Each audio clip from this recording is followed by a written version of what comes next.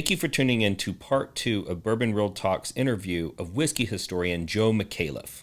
If you haven't already done so, please go back and listen to part 1 of this interview, where Joe goes in depth in discussing how spirits have affected the development of society, how the Russian Navy was funded with alcohol profits, why Kentucky and Tennessee are the hub of the U.S. whiskey production scene, how rum helped the U.S. declare independence from Britain, and many other fascinating topics. Then come right back here and listen to part 2. You won't regret it. Thank you for listening and enjoy. This content is being brought to you by the Bourbon Real Talk American Whiskey Aroma Kit. This is a tool that I put together to help all you whiskey aficionados out there develop your palates. You can sit down with the vials and train your senses, or you can sit down with a great dram and break that whiskey down to its components. If you have any interest of purchasing a kit of your own, head on over to bourbonrealtalk.com/shop and pick one up. Thank you for listening. As a judge, have you ever been influenced at all to try to pick the winner of a competition?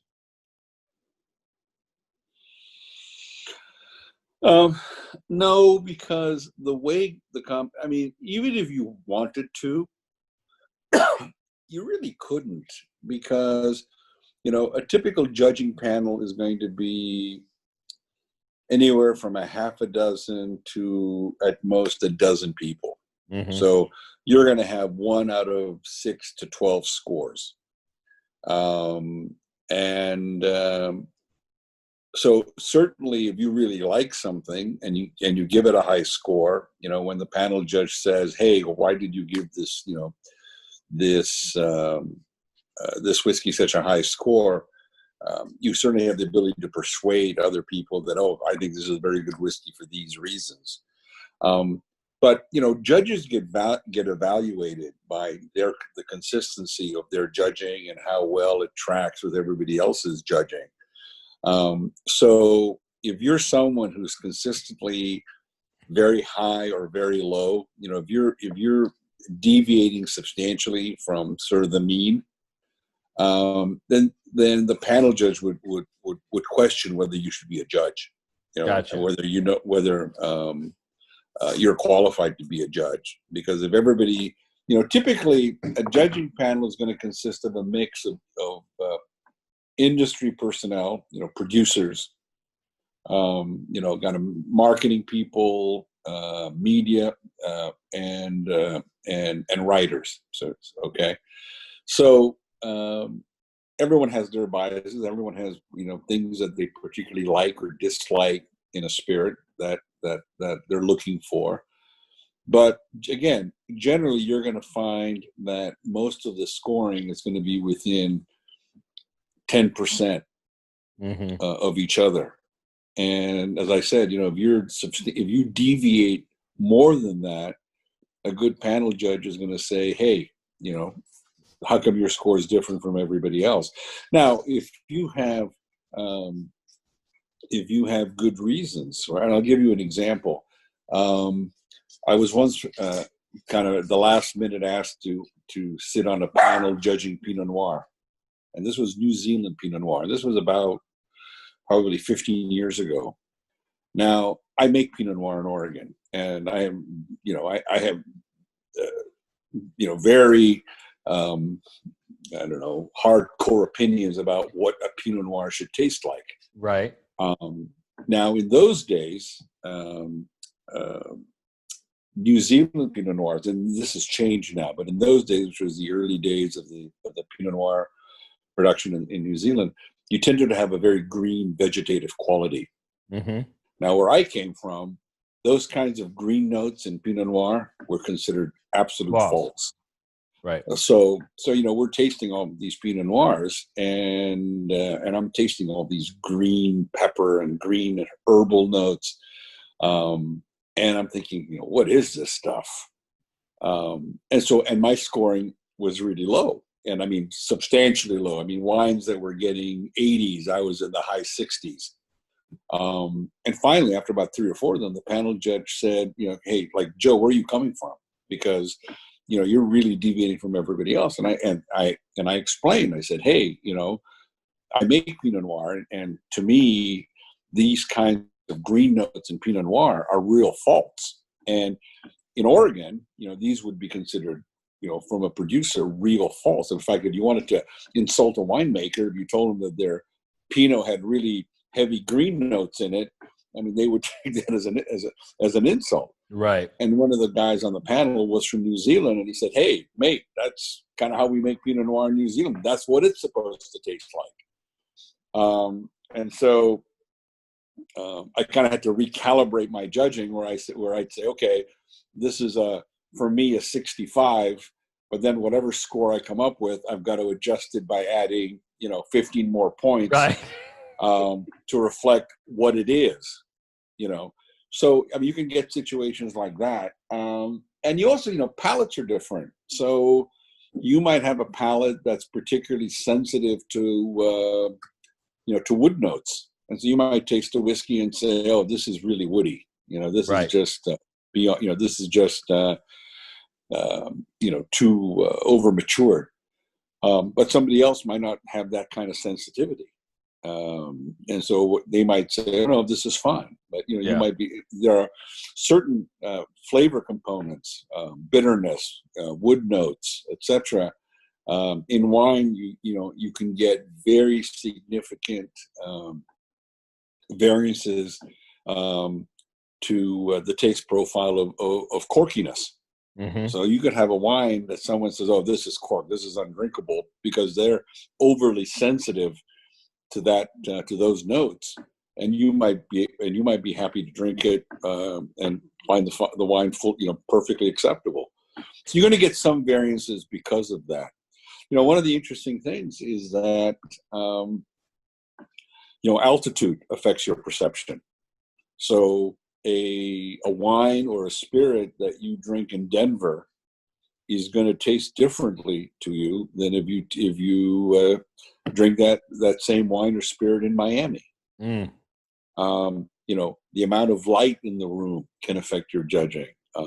Your own mental state, weather conditions outside. I mean, a rosé that you thought was absolutely unbelievable that you drank on the beach in Cannes might taste, in July, might taste very, very differently to you if you drink that same rosé in Denver, on a winter night.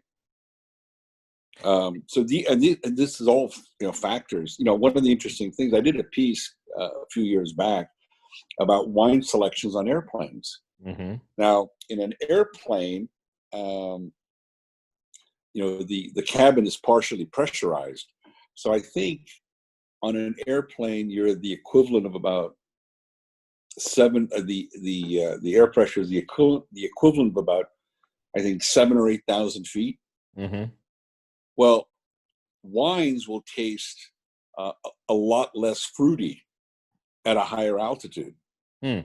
And so if you're buying wines to serve on a plane, then you want wines that are exceptionally fruit forward, because at elevation, you're going to lose some of that fruitiness, which basically means that, the worst place you can serve like a very old wine, like a very old Burgundy or a very old Bordeaux, is on an international flight, because it's going to taste really flat, and with no fruit in it, because that's kind of the worst environment for a wine that's already going to have diminished fruit.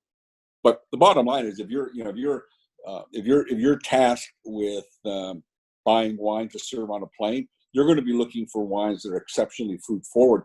And there is even producers that will produce wines that are geared specifically for to serve on planes, and they actually make them more fruit forward, for precisely that reason.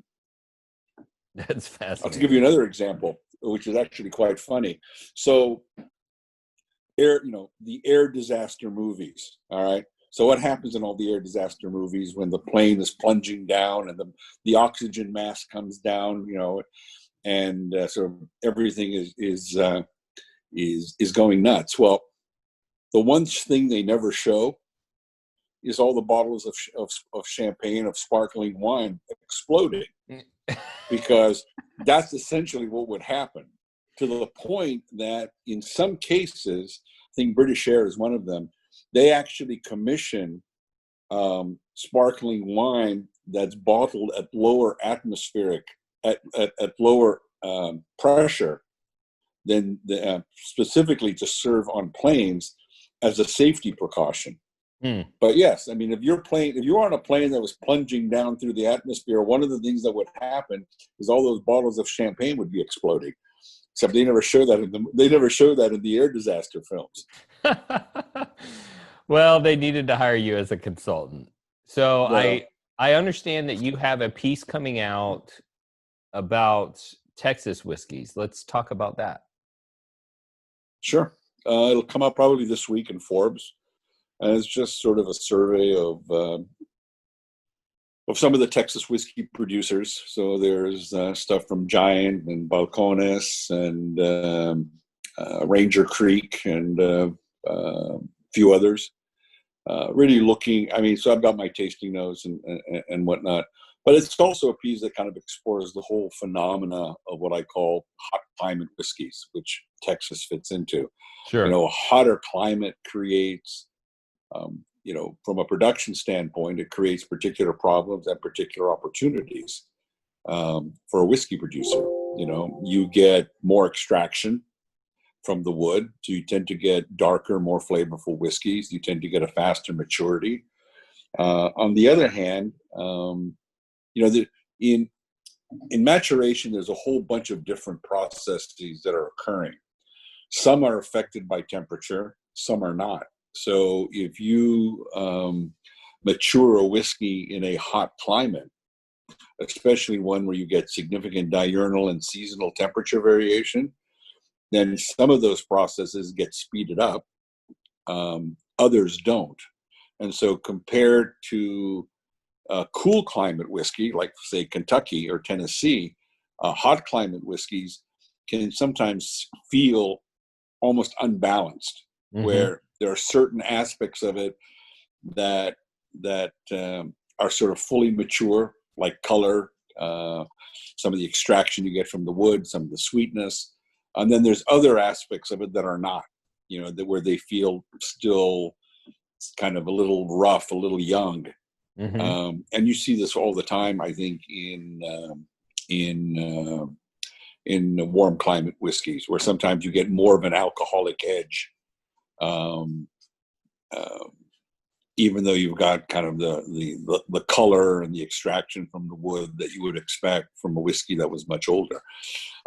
It's just a feature of warm climate whiskeys. And so from a producer standpoint, you have to know how to manage that. And sometimes that means, you know, different mash bills. You know, I think as a general rule, I think more wheat in Texas whiskeys tends to ameliorate part of that and tends to create a much smoother whiskey that would otherwise be the case. You know, the other alternative, of course, if you have a climate-controlled warehouse, then it doesn't really matter. But most of the distillers that I visited over the years in Texas do not have climate-controlled warehouses. I mean, so they basically got concrete and metal warehouses that get hot during the day and get cold at night, and then you get fairly. I mean, in a typical large warehouse where you've got no ambient temperature control, you're going to get 20, 30 degree variations in temperature over the course of the day, and sometimes even at the same time of the day, just in different portions of the warehouse, which means you're going to get a lot more barrel variation under those conditions than you would under conditions where you have either less temperature variation or you have climate control. Yeah, there's actually a lot of stuff going on in the Texas whiskey scene. So I mentioned earlier that the first two Texas whiskey producers were Balcones and Garrison Brothers. And Garrison Brothers, and unfortunately, when most of the Texas producers started, there was a barrel shortage. And people don't understand that the lumber that you need to make barrels is harvested from land that also has pine trees on it. And so if the construction industry slows down and it's not profitable to harvest, trees from these, swaths of land, because there's nobody to buy the pine because no one's, building houses or whatever the case may be, there's also oak that's not being harvested. So whenever the real estate industry suffers, there can sometimes be a shortage of oak for barrels. And that happened, back in 2000 and whatever, 7, 8, 9, 10, 11, 12, 13, somewhere in there. And if you were a new producer and you didn't have a great relationship with your barrel production company, the way the Kentucky producers did, then you may not be able to get 53-gallon barrels. And so a lot of the Texas producers, when they came online, they were using these smaller barrels. Garrison Brothers has settled on 30-gallon barrels, but the smaller the barrel, the greater the wood extraction, because the greater the surface area to liquid ratio is. And right now we've got Iron Root, Republic, and we have Balcones. They are buying barrels from the cooperages that make barrels for the wine industry at 60 and 63 gallons, because they're trying to solve that problem that you're, talking about, of you've got extraction, right? And then there's chemical reactions that take place inside that barrel that they take time, and you can't speed them up with heat or age or, surface ratio.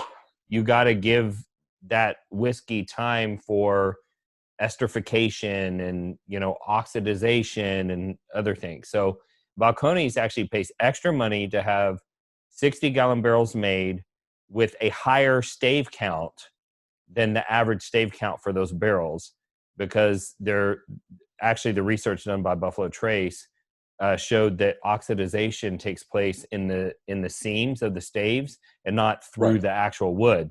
And so they decided, well, what if we took our average stave count from 28 to say 37 or 38? Would that add enough oxygen to maybe speed this process up? Since we're getting so much extraction, we can't leave it in for too long.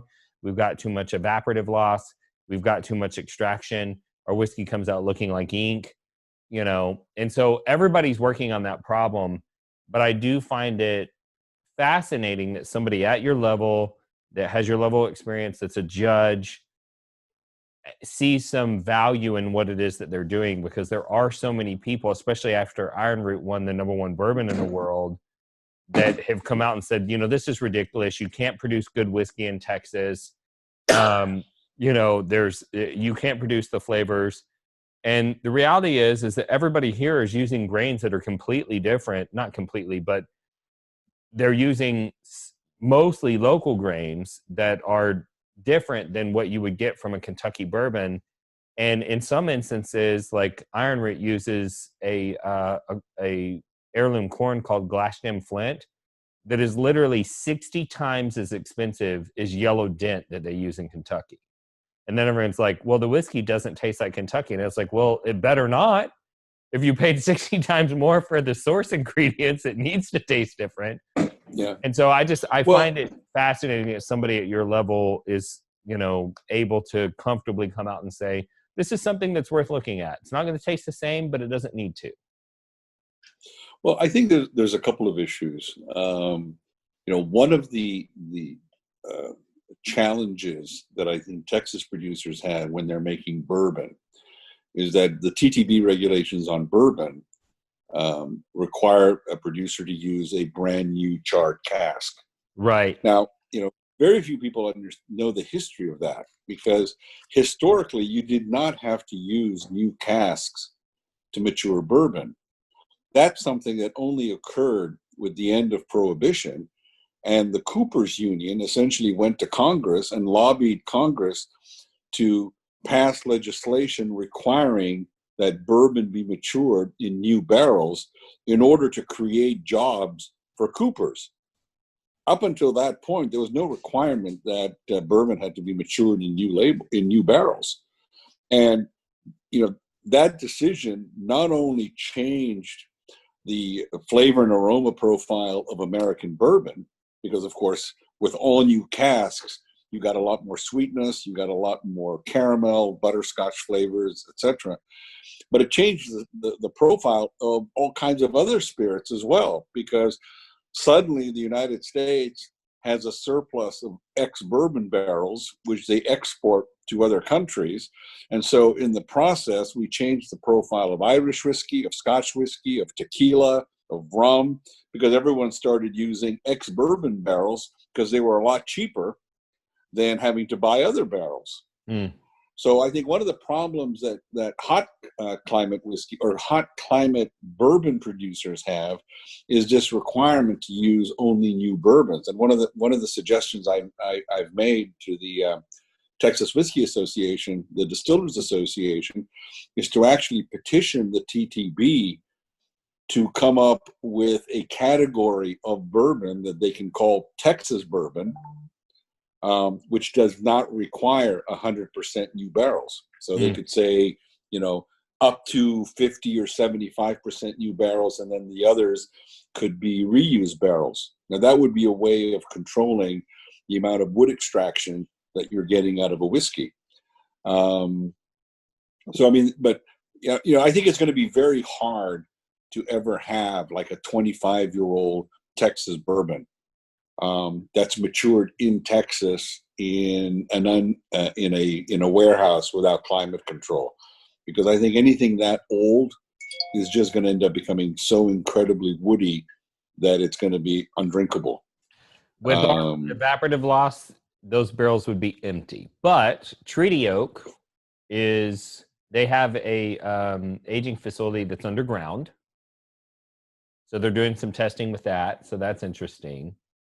But this is the first time that I've heard the concept of Texas bourbon that doesn't have to be 100% new charred oak.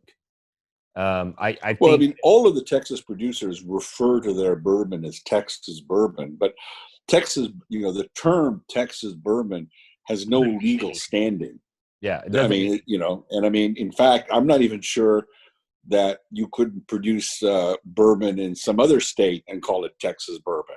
I've done a lot of research on that. The TTB regulations technically prevent that, but there have been some pretty famous cases of individuals that were producing not just bourbon, but whiskey outside of Texas and then calling it Texas whiskey.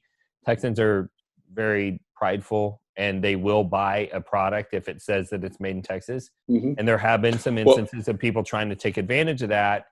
And some of that's been shut down. And the Texas Whiskey Association is helping with that to make sure that if you call something a Texas whiskey, that it means that the actual production process and methods are what the consumer thinks that it is. So they are fighting for that. And I think that's good for consumers. I mean, there are, I'm not going to mention any names, but there are some producers, for example, who's in Texas that I've run across where I know that their whiskey came from like MGP in Indiana. Mm-hmm. And they're bringing in essentially whiskey, maybe maturing it for some time in Texas. But, it's not whiskey that was produced in Texas. It was produced elsewhere, but they can still call it Texas whiskey. That is a interesting topic.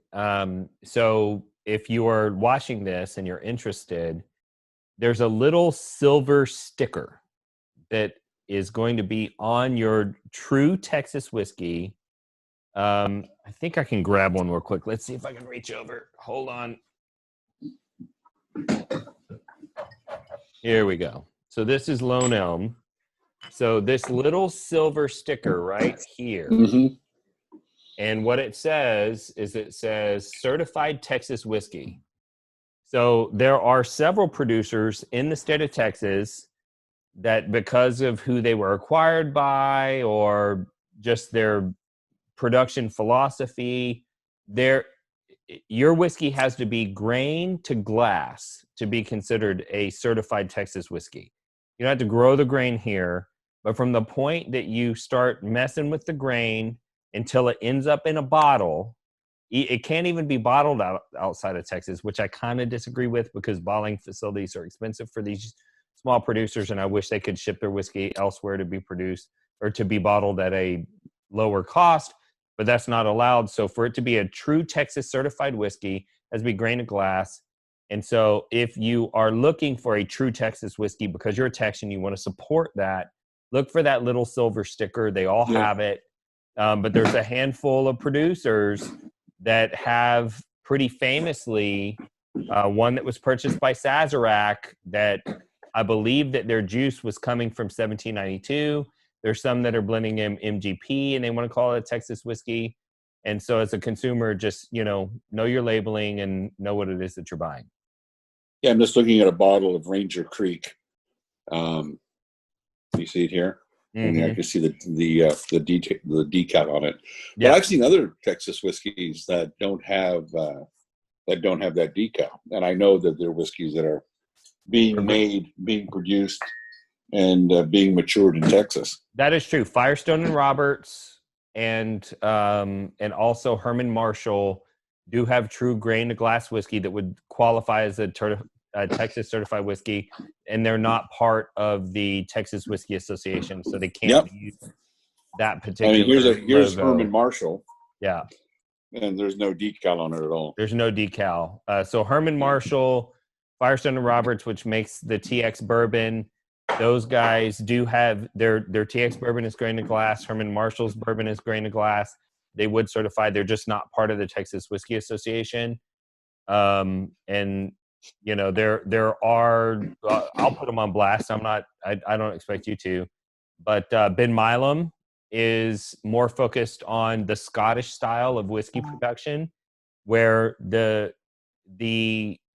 main stage is for the blender and not for the distiller, right? And so at Ben Milam, their philosophy is we're going to make the best whiskey that we can. We're going to source some. We're going to use some of our own distillate. We're going to use different aging techniques, and we're going to blend something together that we think is beautiful that we want to share with the public. And so Ben Milam is a Texas producer who uses whiskey from outside of the state. And that's not to be frowned upon. You just need to understand as a consumer that some of the whiskey that's going into their bottles, it may not be from Texas. And they just recently switched their name, but Witherspoons was another Texas producer that some of their whiskey was sourced from out of state. And there was some confusion about that because they didn't have a stated distillation on their label, which is required by law. And so, that was one of the most Kentucky-esque tasting Texas bourbons. And I believe that it was discovered that some of their distillate may have been from Kentucky. So, that's okay, just so long as consumers know what it is that they're purchasing. I'm actually one of the, I haven't actually written it yet, but one of the pieces I'm going to be working on sort of over the next month or so is Texas single malt whiskeys, which is a fairly big category of Texas. I found a lot of the producers in Texas were huge Scotch fans. And so they're like, what can we do that's that's a malted barley product, but it's a Texas product. And I find that to be a fascinating category. Buckhone's obviously the leader in that category. But there's a lot of other producers as well that have very exciting offerings. Andalusia is one that has some great single malts, some of which are smoked. They're Granger smoked. So I think that would be right, but the to do. Yeah, but the advantage of a Texas single malt is that you're not, in that instance, you're not required to use all brand new barrels. Correct. So a Texas single malt is something that could potentially go through an extended maturation, and without necessarily becoming overly woody. And a side note, another technique that I think needs to become more popular in Texas that Iron Root uses is the I'll think of it in a second. It's a French brandy technique where they add water back into the barrel as they lose volume from evaporative loss. And so in Texas, our whiskeys can spike with their proofs because we're losing so much water so fast because of our heat. And Nancy Fraley, who has been trained in more traditional French brandy techniques, kind of guided the licorice family that they need to, proof down and barrel. And it's a French word, and it's escaping my memory right now. I keep thinking of dosage, but that's where you add sugar into the wine. It wasn't champagne. No, I know what you're talking about. And it's actually a little bit more complicated. Élevage. It's the élevage Right, but technique. they can't add the water into the brandy barrel, because if they do that, they get these really off tastes. So what they have to do is take alcohol or take spirit from the barrel, then slowly add water to it. So you end up with a water spirit blend, and then they introduce that back into the barrel. Yeah, so they can't just take out the bung and just pour a bunch of water in it. That would ruin it. Well, so they use the élevage technique, and in my research, I discovered that alcohol, as a compound, tends to extract different molecules and flavors out of the wood than water does. And so, and most of the Texas producers are using a toasted and a charred barrel. And so the élevage technique that they use up at Iron Root tends to pull out more wood sugar flavors. You get more of a like toasted marshmallow, more caramel, more brown sugar, more maple syrup, things like that, because they use the élevage technique. And I think that might be a practice that could be, spread more throughout the state, along with larger barrels, higher stave count, and potentially temperature controlled environment. And maybe with some changes in laws, as you've mentioned, using barrels that are not first fill barrels. Yeah, well, either that or basically using very large barrels. Mm-hmm. Mm-hmm. Which Iron Root is testing. They have some. They have. Well, I don't know that they're doing it with any of their bourbons, but with some of their brandies that they're aging in these gigantic casks that. Right. And they're not first fill casks, but they're they're from wherever, Oporto and other places over in Europe. So. Anyway, well, the other possibility, and I know a few Texas producers do this, although they don't really talk about it, is oxygenation. You can take a little ceramic stone, like the kind you see in aquariums, and actually stick that in a barrel and pump air through the barrel. Now that helps. That's essentially mimicking to some degree the oxygenation that's occurring as oxygen seeps through the staves of the barrel into the spirit. And that's another way of sort of compensating for the accelerated to compensate for those portions of the maturation that are accelerated in a warm climate.